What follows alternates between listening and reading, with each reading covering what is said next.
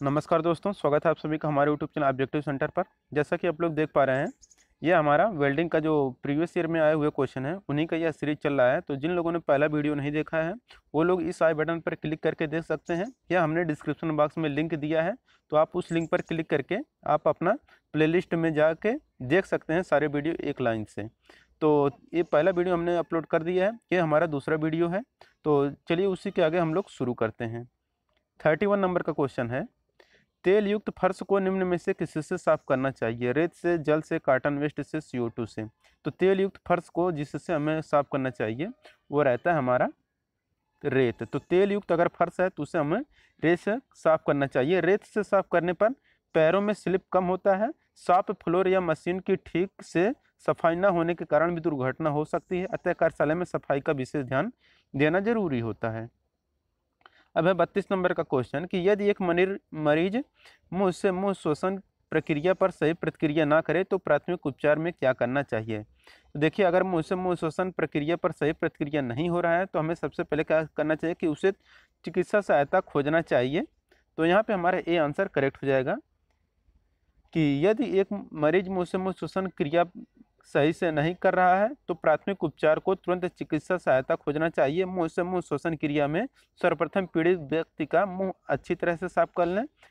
अब उसके मुंह पर महीन कपड़ा रखकर एक हाथ से उसकी नाक बंद करके अपने मुंह से उसके मुंह में बलपूर्वक झटके से हवा भरते हैं। हवा बाहर नहीं निकलना चाहिए। तो ये होता है हमारा मुंह से मुंह श्वसन क्रिया। 33 नंबर क्वेश्चन है, निम्न में से प्राथमिक उपचार क्या है? तो देखिए, जो प्राथमिक उपचार होता है वो क्या है कि दुर्घटना व्यक्ति को दी जाने वाली जो प्राथमिक सहायता होती है वही हमारा प्राथमिक उपचार कहलाता है। तो दुर्घटना ग्रस्त व्यक्ति को अगर जो हम लोग प्राथमिक सहायता देंगे वही हमारा फर्स्ट एड कहलाएगा। 34 नंबर क्वेश्चन है, कृत्रिम श्वास क्रिया की सरलतम विधि क्या है? सिल्वेस्टर विधि, सैफर विधि, मुंह से मुंह में श्वास देना, इनमें से कोई नहीं। तो कृत्रिम श्वसन क्रिया की जो सरलतम विधि होती है, तो कृत्रिम श्वसन क्रिया की जो सरलतम विधि होती है वह मुंह से मुंह में श्वास देना होता है। तो कृत्रिम श्वसन क्रिया की सरलतम विधि मुंह से मुंह में श्वास देना होता है। कृत्रिम श्वास की क्रिया की 4 मुख्य विधियां होती हैं: सिल्वेस्टर विधि, सैफर विधि, मुंह से मुंह में हवा भरना और कृत्रिम श्वास यंत्र द्वारा। कृत्रिम श्वसन क्रिया में 2 स्थितियों का प्रयोग करके मुंह से मुंह हवा भरने की प्रक्रिया पूर्ण की जाती है। 35 नंबर क्वेश्चन है, नीचे दिए गए चित्र में कृत्रिम श्वसन की किस विधि को प्रदर्शित किया गया है? तो देखिए, ये जो विधि है ये हमारा कहलाता है सिल्वेस्टर विधि। क्यों? क्योंकि देखिए, जो सिल्वेस्टर विधि होता है इसमें क्या किया जाता है कि यह विधि तब प्रयोग किया जाता है जब व्यक्ति किसी कारणवश आग से जलता है तथा उसके सीने पर छाले पड़े। देखिए, ये पीठ के बल सोया, तो जब सीने पर अगर अगर छाला है उसके पड़ा हुआ है तो क्या करेंगे, इसे हम लोग सीने के बल लिटा नहीं सकते, इसे हमें पीठ के बल लिटाना पड़ेगा। तो जब ये सीने पर हमारा छाला पड़ा रहेगा तो यह सिल्वेस्टर विधि कहलाता है। और सिल्वेस्टर विधि में जो व्यक्ति रहता है उसे हम लोग पीठ के बल लिटाते हैं। तो यहाँ पे हमारा बी आंसर करेक्ट हो जाएगा। सिल्वेस्टर विधि यहाँ पे करेक्ट आंसर हो जाएगा। और उसके सीने की ओर छाल पड़े हो और इस विधि में पीड़ित व्यक्ति को पीठ के बल लिटाया जाता है, उसके पीठ के नीचे तकिया लगा दिया जाता है जिससे कि उसका सीना कुछ ऊपर उठ जाता है। फिर पीड़ित व्यक्ति के शरीर में सांस भरने का प्रयास किया जाता है। 36 नंबर क्वेश्चन है, कृत्रिम श्वसन की सैफर विधि को 1 मिनट में लगभग कितनी बार दोहराना चाहिए? तो देखिए, जो सैफर विधि रहता है इसे हम लोग 10 से 12 बार दोहराना जरूरी होता है। यह प्रक्रिया तब तक दोहराएं जब तक कि उसके श्वसन क्रिया सामान्य न हो जाए। यह विधि तब प्रयोग की जाती है जब पीड़ित व्यक्ति की पीठ पर छाले हों। तो सैफर विधि में पीठ पर छाले होते हैं तो इसे सीने के बल लिटाया जाता है। 37 नंबर क्वेश्चन है, सामान्यतः आग 3 घटकों पर निर्भर करता है, इसमें यक्स क्या प्रदर्शित करता है? तो देखिए, ये जो होता है यह सामान्यतः ऑक्सीजन को प्रदर्शित कर रहा है, क्योंकि सामान्यतः आग 3 घटकों का मिश्रण होता है, और यानी कि इस पर निर्भर करता है 3 घटकों पर। चित्र में जो यक्स प्रदर्शित करता है वह ऑक्सीजन है। सामान्यतः किसी भी ईंधन को जलाने के लिए ऑक्सीजन की आवश्यकता पड़ती है और ईंधन के जलने से ही ऊष्मा प्राप्त होती है। तो यहाँ पे ऑप्शन सी करेक्ट हो जाएगा, ऑक्सीजन। 38 नंबर क्वेश्चन है कि आग किसका मिश्रण है? तो देखिए, आग जो होता है, आग के लिए निर्माण करने के लिए आपके पास ईंधन होना चाहिए, फिर ईंधन को जलने के लिए हवा का जरूरी है, और उसके बाद आपको टेम्परेचर यानी कि तापक्रम का होना जरूरी होता है। आग किसी भी ज्वलनशील पदार्थ का होता है जब किसी पदार्थ का दहन होता है तब ऊष्मा का निर्माण होता है। किसी भी पदार्थ दहन के लिए 3 कारक मुख्य होते हैं, ईंधन, ऊष्मा और ऑक्सीजन। किसी भी एक कारक की कमी होने पर आग बुझ जाता है।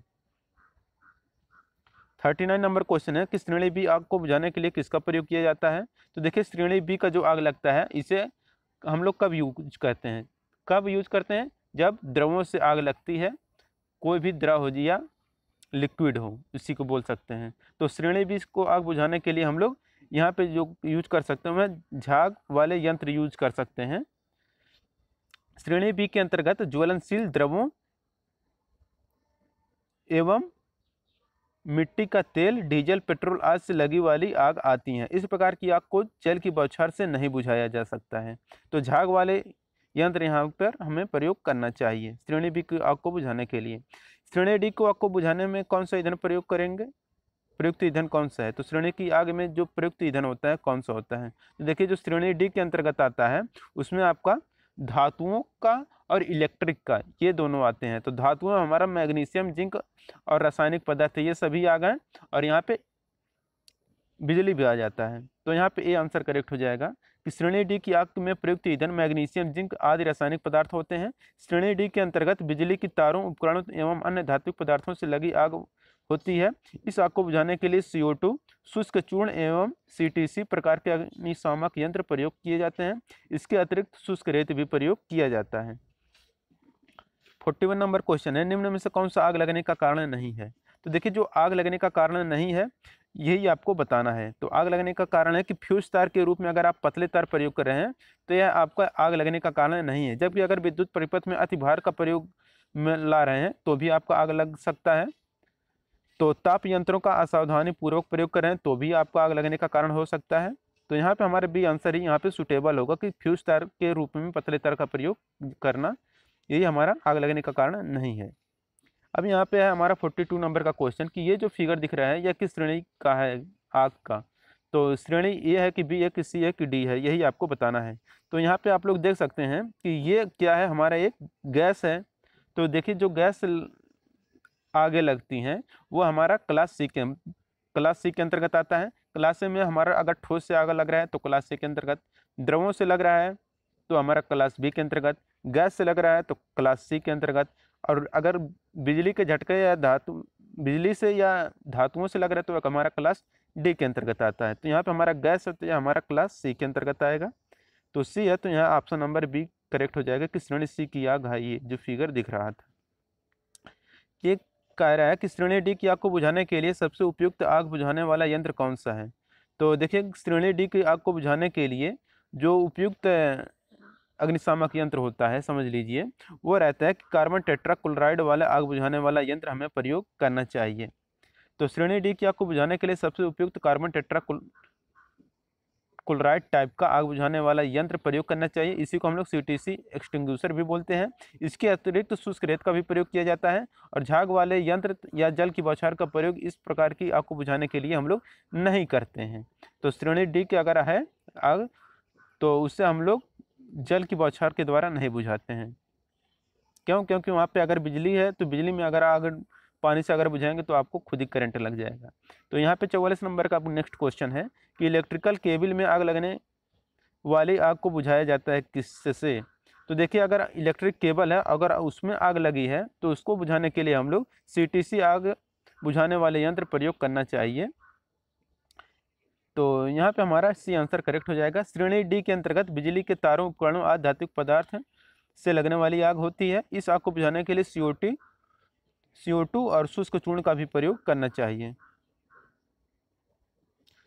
45 नंबर क्वेश्चन है कि ईंधन की प्रकृति के आधार पर भाग को 4 समूहों में वर्गीकृत किया जाता है। निम्न प्रदर्शित ईंधनों के लिए आग की श्रेणी का देखिए सब क्या है, लकड़ी क्या है आपका ठोस है, कपड़ा भी आपका ठोस है, कागज भी आपका ठोस है। तो जो ठोस से आग लगती है वह हमारा श्रेणी ए के अंतर्गत आता है। तो यहाँ पे हमारा डी आंसर करेक्ट हो जाएगा। 46 नंबर का क्वेश्चन है विद्युत उपकरण में लगी आग को बुझाने के लिए किस प्रकार के आग बुझाने वाले यंत्र का प्रयोग करेंगे। तो देखिए अगर विद्युत उपकरण है अगर उसमें आग लगी है तो उसको बुझाने के लिए हम लोग जो यंत्र यूज करते हैं वह यंत्र रहता है हमारा हेलोन टाइप यंत्र, या इसी को हम लोग CTC एक्सटिंग्विशर भी बोलते हैं, कार्बन टेट्राक्लोराइड। तो यहाँ पे हमारा बी आंसर करेक्ट हो जाएगा। विद्युत उपकरण में लगे आग को बुझाने के लिए हेलोन प्रकार के आग बुझाने वाले यंत्र का प्रयोग किया जाता है। इस श्रेणी के अंतर्गत सिलेंडर आदि में भरी एलपीजी गैसें, तो यहाँ पे हमारा सॉरी यहाँ पे हेलोन टाइप करेक्ट आंसर है, 46 का बी आंसर करेक्ट हो जाएगा। 47 नंबर क्वेश्चन है, निम्न में से हेलोन टाइप आग बुझाने वाला यंत्र कौन सा है? तो देखिए हेलोन हेलोन कह रहा है यहाँ पर, तो हेलोन टाइप आग बुझाने वाला जो यंत्र है यहाँ पे हमारा करेक्ट आंसर हो जाएगा सीटीसी वाले आग बुझाने वाले यंत्र प्रयोग करना चाहिए। तो सीटीसी एक्सटिंग्विशर या हेलोन टाइप एक्सटिंग्विशर दोनों एक ही बात होती है। तो सीटीसी वाला आग बुझाने वाला यंत्र हेलोन टाइप का आग बुझाने वाला यंत्र होता है। इसके अतिरिक्त शुष्क रेत का भी हम लोग प्रयोग कर सकते हैं और इस प्रकार की आग को बुझाने के लिए जल की बौछार का प्रयोग नहीं करना चाहिए। 48 नंबर क्वेश्चन है कि जलते हुए द्रव से लगी आग बुझाने के लिए निम्न में से किसका प्रयोग नहीं करना चाहिए? देखिए अगर जलते हुए द्रव से आग लग रहा है तो उसे हमें बुझाना है, तो उसके लिए हम लोग जल यूज नहीं करते हैं, जबकि अगर उसे बुझाने के लिए हम लोग CO2 यूज कर सकते हैं, शुष्क पाउडर यूज कर सकते हैं और फोम यूज कर सकते हैं, मगर हम लोग जल यूज नहीं करेंगे। तो यहाँ पे किसका यूज नहीं करेंगे? यहाँ पे बी आंसर करेक्ट हो जाएगा कि जल हमें यूज नहीं करना चाहिए। अब है 49 नंबर का क्वेश्चन कि सीटीसी आग बुझाने वाले यंत्र में कौन सा द्रव वायुदाब के साथ भरा होता है? तो सीटीसी जो एक्सटिंग्विशर होता है उसमें द्रव वायुदाब के साथ जो भरा होता है वो रहता है हमारा कार्बन टेट्राक्लोराइड और कार्बन डाइऑक्साइड दोनों होता है। तो यहाँ पे डी आंसर करेक्ट हो जाएगा, ए और बी दोनों, कार्बन टेट्राक्लोराइड और कार्बन डाइऑक्साइड दोनों। 50 नंबर क्वेश्चन है कि पतली प्लेटों पर वेल्ड करते समय विरूपण को निम्न में से किसके द्वारा कम किया जा सकता है? दोनों तरफ से वेल्डिंग, वी की अपेक्षा यू आकार का प्रयोग करके, पीछे मजबूत सहारा देकर, बैक स्टेप वेल्डिंग का प्रयोग करके। तो पतली प्लेटों पर वेल्डिंग करते समय विरूपण को जिसके द्वारा हम लोग कम कर सकते हैं वो रहता है कि बैक स्टेप वेल्डिंग का प्रयोग करके हम लोग कम कर सकते हैं। वेल्डिंग के अंतर्गत विरूपण को रोकने के लिए तथा नियंत्रित करने के लिए बहुत सी विधियां प्रयोग की जाती हैं, जैसे कि आपका प्रभावित संकुचन बल को हटाकर संकुचन बलों को बनाकर संकुचन बलों को अन्य संकुचन बलों के साथ संतुलित करके। 51 नंबर क्वेश्चन है कि सत्य कथन को पहचानिए, कौन सा कथन सत्य है? कह रहा है कि वेल्डिंग एक बंद जगह में की जा सकती है। बी कह रहा है कि वेल्डिंग आग लगने वाले पदार्थ के पास की जा सकती है। वेल्डिंग बिना गॉगल्स पहने की जा सकती है। ये तीनों यहाँ पे आपका गलत दिख रहा है कि वेल्डिंग एक बंद जगह में की जा सकती है, गलत है। क्योंकि अगर बंद जगह करेंगे ऑक्सीजन नहीं पाएगा तो वेल्डिंग आपको हो नहीं पाएगा। वेल्डिंग आग बुझाने वाले पदार्थ, आग लगने वाले पदार्थ के पास की जा सकती है नहीं, जहाँ पर आग लगने की संभावना होगी वहाँ पे हम लोग वेल्डिंग नहीं करेंगे। बिना गॉगल्स पहने की जा सकती है, गलत, आपको गॉगल्स पहनना जरूरी होता है। वेल्डिंग का धुआं स्वास्थ्य के लिए हानिकारक होता है, ये बिल्कुल सही है कि वेल्डिंग का जो धुआं होता है यह स्वास्थ्य के लिए हानिकारक होता है। 52 नंबर क्वेश्चन है कि जिस टुकड़े पर कार्य हो रहा है उसे साफ करने के लिए हमें क्या प्रयोग नहीं करना चाहिए? सफाई का कपड़ा, सफाई करने वाला विलायक, वायर ब्रश, एमरी शीट। तो जिस टुकड़े पर कार्य हो रहा है उसे साफ करने के लिए हमें जिसका प्रयोग नहीं करना चाहिए वो रहता है कि सफाई करने वाला विलायक। तो जिस टुकड़े पर कार्य हो रहा है तो उसे को साफ करने के लिए हम लोग विलायक का प्रयोग नहीं करना चाहिए, क्योंकि कारखानों में विभिन्न प्रकार के मशीनों पर निरंतर कार्य चलते रहते हैं। तो विभिन्न माध्यमों के द्वारा सामान को एक स्थान से दूसरे स्थान पर ले जाया जाता है, जिससे साफ फ्लोर या मशीन की ठीक से सफाई न होने के कारण दुर्घटना हो सकती है, जैसे कि तेल पर पैर स्लिप होना, कहीं भी ठोकर लग जाना आदि। 53 नंबर क्वेश्चन है कि वेल्डिंग उपकरण की ग्राउंड क्लैंप जोड़ी होनी चाहिए किससे? वर्कपीस से, इलेक्ट्रोड होल्डर से, अर्थ यानी पृथ्वी से, फेस से। तो वेल्डिंग उपकरण की जो ग्राउंड क्लैंप होती है इसे हमें किससे जोड़ना चाहिए? वर्कपीस से जोड़ना चाहिए। तो वर्कपीस से जोड़ना चाहिए, यहाँ पे करेक्ट आंसर हो जाएगा वर्कपीस, कार्यखंड। तो वेल्डिंग उपकरण की ग्राउंड क्लैंप कार्यखंड से जुड़ी होनी चाहिए। ग्राउंड क्लैंप और ग्राउंड लीड वेल्डर द्वारा उपयोग किए जाने वाले सामान्य शब्द हैं। ग्राउंड क्लैंप में वर्कपीस एक वेल्डिंग केबल से जुड़ा होता है जो आमतौर स्प्रिंग लोडेड क्लैंप या स्क्रू क्लैंप से जुड़ा होता है।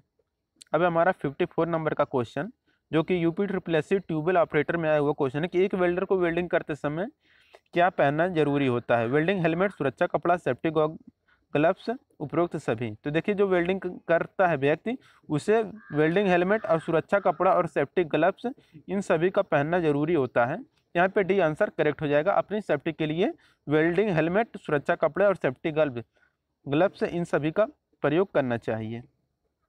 55 नंबर क्वेश्चन है कि जो कि हमारा वेल्ड टेक्नीशियन बी में आया हुआ क्वेश्चन है कि आप किसी वेल्डर को कैडमियम चढ़ी हुई मशीन पर आर्क वेल्डिंग करते हुए पाते हैं तो आप क्या करेंगे? उसे वेल्डिंग करते रहने देंगे, उसे धुआं निष्कासन प्रावधान के साथ वेल्डिंग करने देंगे, उसे एक बार वेल्ड करने से रोकेंगे, उसे दूध पीने की सलाह देंगे और फिर वेल्ड करने के लिए बुलाएंगे। तो देखिए इसके लिए हमें क्या करना चाहिए कि उसे एक बार वेल्ड करने से रोकेंगे। तो यदि कोई वेल्डर कैडमियम चढ़ी हुई मशीन पर आर्क वेल्डिंग करता है तो उसे वेल्डिंग करने से रोक देना चाहिए, क्योंकि जिंक, सीसा, कैडमियम तथा तांबे के ऑक्साइड बहुत हानिकारक होते हैं। लगातार कैडमियम या मेटल की वाष्प में श्वास लेने से वेल्डर की मेटल फीवर हो सकता है। तो जो वेल्डर रहता है उसको मेटल फीवर हो सकता है।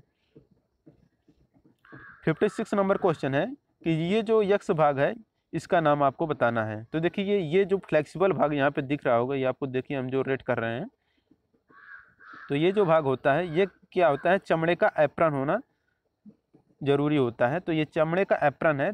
चित्र में ये जो भाग यक्स दिख रहा है ये चमड़े का एप्रन है। रेडिएटेड हीट और चिंगारियों के संरक्षण के लिए लेदर, एस्बेस्टीज या किसी उपयुक्त मटेरियल से बने फ्लेम प्रूफ एप्रन का प्रयोग किया जाता है। कॉटन कपड़ों की अपेक्षा वूलन कपड़ों का प्रयोग करना चाहिए जिस पर तेल या ग्रीस ना लगा हो। तो यहाँ पे एप्रन, चमड़े का एप्रन यहाँ पे करेक्ट आंसर हो जाएगा option number D. 57 number question है ऑक्सीजन और एसिटिलीन सिलेंडरों को होना चाहिए कैसा? तो देखिए ऑक्सीजन और एसिटिलीन जो सिलेंडर होते हैं उसे जब उपयोग में ना हो तो उसे उसका ढक्कन बंद होना चाहिए, बिल्कुल सही कह रहा है। उनके उपयोग के समय हमेशा सीधा रखना चाहिए, बिल्कुल सही है। जब उपयोग करें तो उसे सीधा कर देना चाहिए सिलेंडर को। और कह रहे रेगुलेटर ऑन करने के बाद फटने से रोकने के पर्याप्त उपाय करने चाहिए, ये भी बिल्कुल सही है। यहाँ पे डी आंसर करेक्ट हो जाएगा उपरोक्त सभी।